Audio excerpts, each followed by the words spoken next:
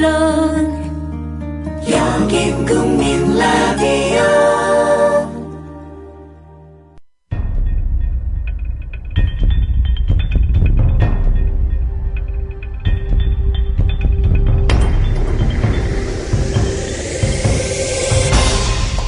대한민국 이슈의 중심 국민 라디오 뉴스 K.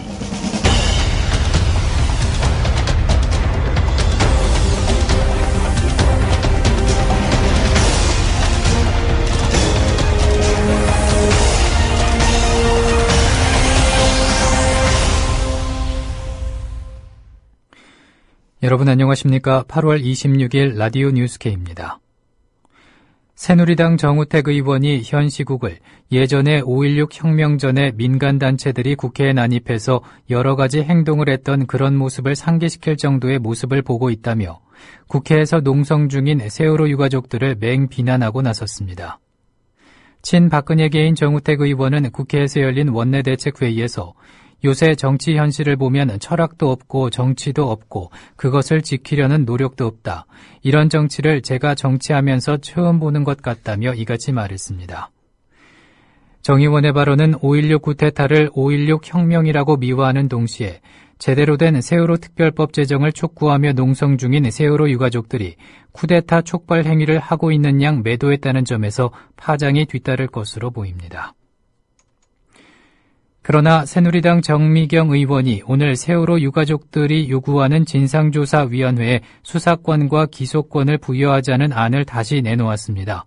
정 의원은 KBS 1라디오 안녕하십니까 홍지명입니다에 출연해 지금 선진화법 때문에 야당이 도와주지 않으면 여당 단독으로 법을 통과시킬 수 있는 것이 없다며 그래서 대안으로 진상조사위원회에 수사권과 기소권을 주되 적어도 진상조사위원회를 율사 출신으로 구성하자고 한 것이라고 다시 제안했습니다. 들어보시겠습니다. 지금 돌파하고 대안을 내놓으시는 분이 없어요. 네. 그냥 야당 보고 잘해라 이렇게 얘기하지만 지금 야당은 잘할 수가 없는 상황이잖아요.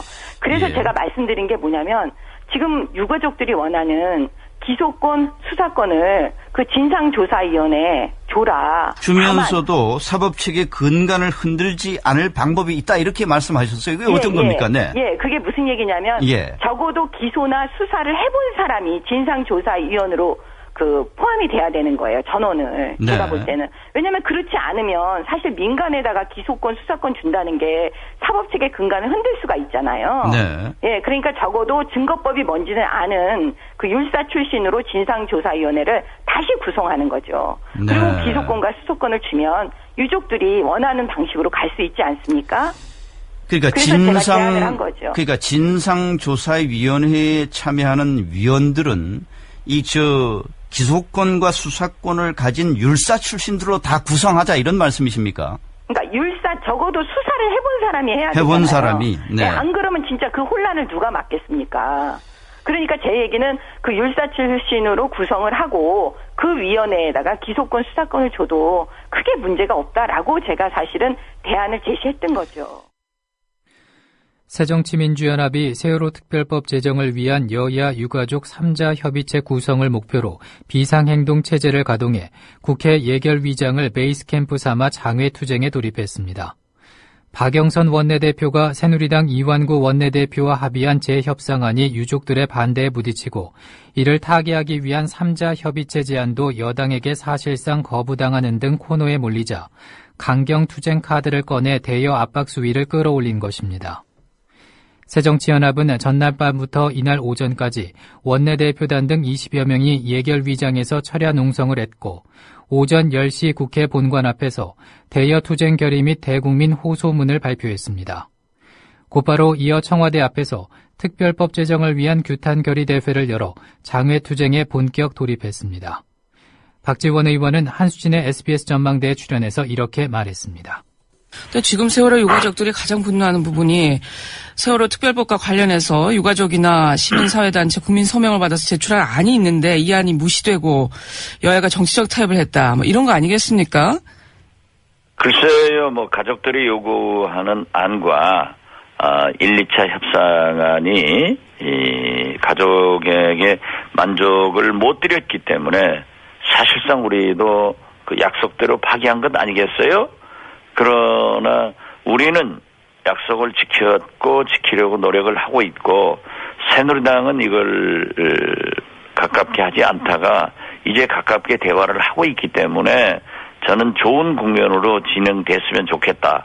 또 그렇게 하기 위해서는 우리 민주당과 가족들도 새누리당의 분위기를 조성하는 데 좀 기여를 해주는 것이 좋다.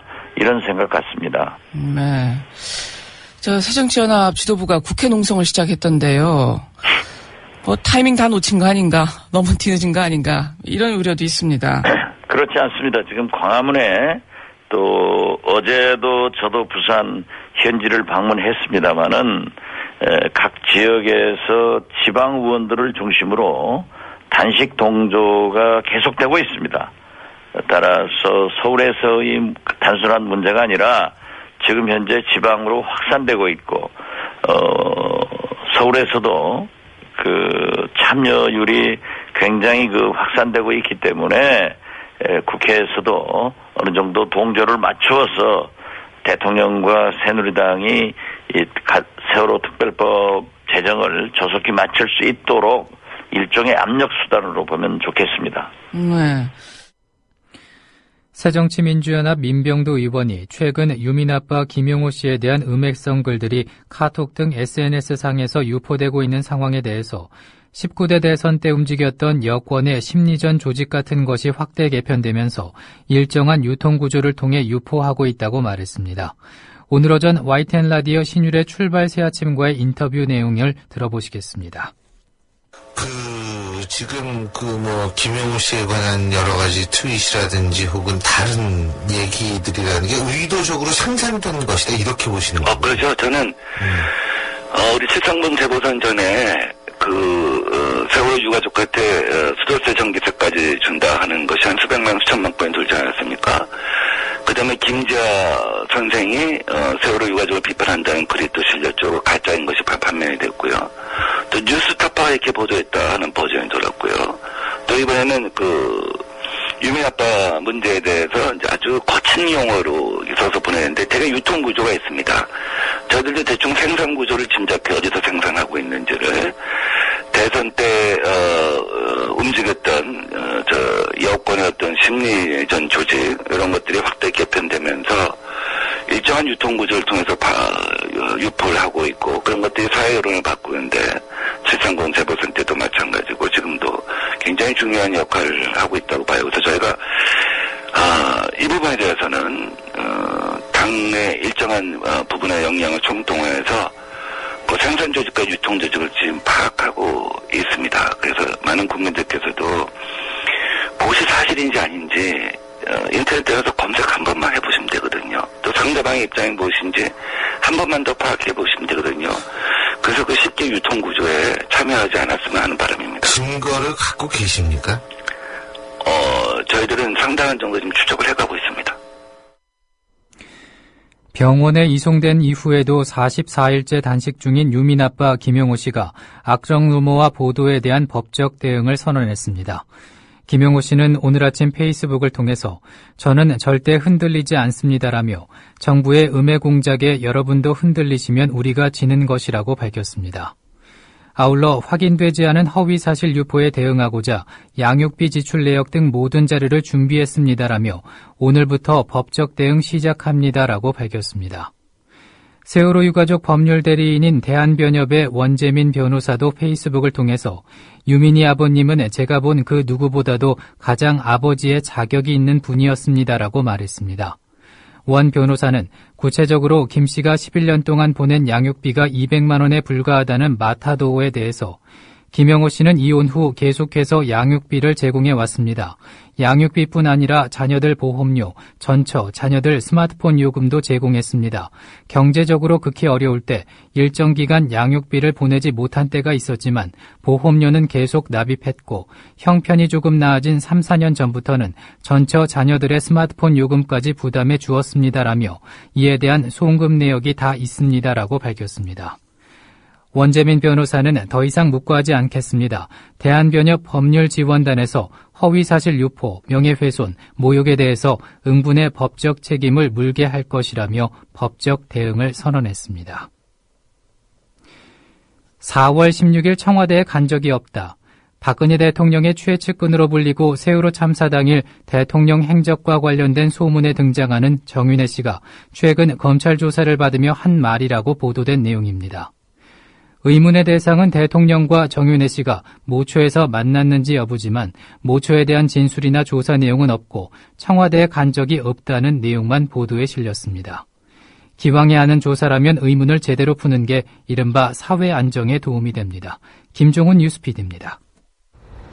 서울중앙지검이 현 정부의 숨은 실세로 불리는 정윤회 씨를 산케이신문의 박 대통령 보도와 관련해 참고인 자격으로 소환해 조사했다는 보도가 나왔습니다. 국민일보는 정 씨가 열흘 전쯤 검찰에 나가 세월호 침몰 당일인 4월 16일 청와대에 간 적이 없으며 대통령과 왕래를 안 한 지 오래됐다고 진술한 것으로 전해졌다고 보도했습니다. 국민일보는 또한 박근혜 대통령이 사고 당일 정 씨를 만났다는 의혹은 근거가 없다는 것이 검찰의 잠정 결론이라고 보도했습니다. 국민일보 보도에 등장하는 검찰의 판단 근거는 정윤회 씨 본인의 진술과 청와대 출입 기록입니다. 4월 16일 대통령 소재와 관련해 소문에 등장하는 모처를 조사했다는 내용은 없습니다. 검찰은 문제의 기사를 작성한 산케이신문의 가토다스야 서울지국장에 대해 정보통신법상 명예훼손죄 혐의로 사법 처리를 검토하고 있는 것으로 알려졌습니다. 가토지국장은 지난 3일 작성한 기사에서 조선일보 칼럼 등을 인용해 세월호 참사 당일 7시간 동안 박 대통령의 소재가 파악되지 않았다며 정윤회 씨 등과 만났을 가능성을 제기했습니다. 정 씨는 박 대통령이 국회의원으로 있을 때 비서실장을 지낸 인물로 1970년대 박 대통령에게 영향을 준 것으로 알려진 최태민 목사의 사위였습니다. 서울중앙지검 형사 1부는 정윤회 씨 조사 사실을 시인도 부인도 하지 않고 있습니다. 지금 진행 중인 사건에 대해서는 저희가 말씀을 해드리거나 하진 않아요. 산케이신문 서울지국 측도 조심스러운 태도를 보였습니다. 제가 개인적으로 그런 거 말씀을 드릴 수는 없는 입장이에요. 그러면 계속 지부장님은 출근하고 계세요? 아니요, 지금 사무실에 안 계시고요. 그 다음에 카토 지국장님도 마찬가지세요. 개인적으로 그런 거를 할 수 없는 상황이에요. 아무것도 답변을 드릴 수 없어요. 회사 차원에서 지금 그렇게 지금 이야기가 나온 건가요? 예. 그 다음에 조사도 받았고 이런 상황이기 때문에. 하지만 산케이 측은 조선일보에 대해선 아무런 조치를 취하지 않는 검찰이 산케이에 대해서만 엄한 잣대를 대고 있다는 불만을 드러냈습니다. 네, 그다음에 지금 조사받고 있는 거 지금 하고 있는 거 있잖아요. 네네. 그쪽에서 저희가 할 수 있는 만약에 저희만 불이익을 당하고 있다라고 하더라도 그 부분에 대해 거기서 얘기를 하는 거지. 지금 아시는 대로 저희한테는 지금 굉장히 엄한 잣대를 하고 있잖아요. 그렇기 때문에 쉽게 말할 수 있는 분위기도 아니고요. 산케이는 이미 지난 19일 기사를 통해 한국 검찰 수사의 형평성 문제를 제기했습니다. 산케이는 언론의 자유를 억압하는 한국, 그러나 조선일보는 구두주의만이란 제목의 기사에서 가토 지국장이 인용했던 기사는 조선일보 칼럼이며 조선일보는 정작 구두주의만 받았다며 미디어에 따라 달라지는 정부의 대응을 비판했습니다. 이어서 날씨입니다. 오늘 전국이 대체로 흐린 가운데 호남과 제주를 제외한 대부분 지역에서 비가 내릴 것으로 보입니다. 영동은 동풍 영향으로 종일, 경북 동해안은 오후까지, 경남 동해안은 저녁부터 5에서 40mm의 비가 내리겠습니다. 서울을 비롯한 중부와 영남 내륙에도 대기가 불안정해지면서 오후부터 밤사이 소나기가 지나가겠습니다. 서울의 지금 기온은 28.5도입니다. 라디오 뉴스 K를 마칩니다. 아나운서 정승조였습니다.